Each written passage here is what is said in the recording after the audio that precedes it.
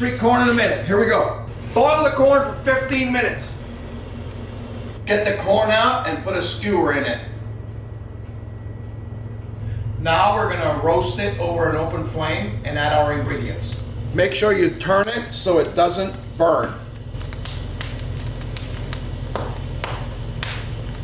This is what it should look like, and next is putting lime on it.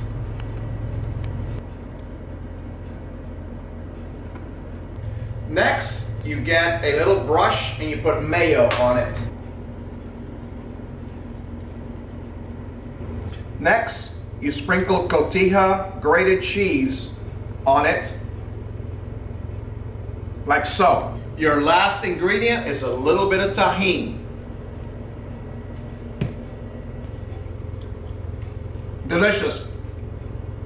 Follow us on Cooper Creations.